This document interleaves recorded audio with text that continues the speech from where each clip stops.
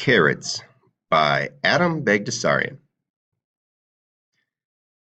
He knew that his father yelled now and then, but usually he yelled for a good reason, and all he had done was hold on to the carrot sticks. He was sure he had held them at dinner before. He had always held on to them, and now the room was dark and he couldn't sleep. But what had he really done wrong? Obviously, people weren't supposed to hold on to carrot sticks with one hand while they ate with the other. But why hadn't he heard about this before?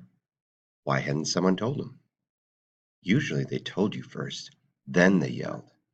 He had obviously made an enormous mistake. "What the hell are you doing?" his father had said. "Take the carrots out of your hand and put them on the plate." And suddenly the table was silent, and his brother and sister looked down at their plates. "He doesn't know, Ross," his mother had said, seemingly surprised herself by the outburst. "Why doesn't he know, for Christ's sake? It's simple. Put the carrots on this plate, pick up a carrot, eat the carrot, then pick up another carrot.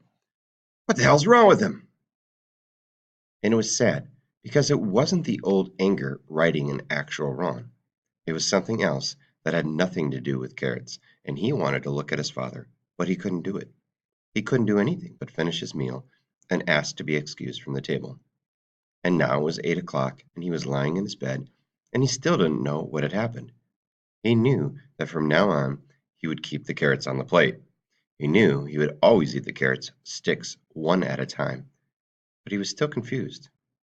And then he heard footsteps on the stairs, and he knew they were his father's footsteps. His father looked into the room. "Are you awake?" Even in the dark, he could feel the sweetness of his father's presence, could hear it in his voice. "Yes," he said. His father came into the room, and he could feel the room diminish in size, become a playroom with play furniture and paper walls. His father's presence was so real, so strong that everything around it seemed make-believe. "You know," his father said, sitting down in his brother's bed, "sometimes when I get angry at you, I'm really angry about other things. Sometimes something will happen in town or at the office, and instead of yelling about that, I yell about the carrots or the plates or something else.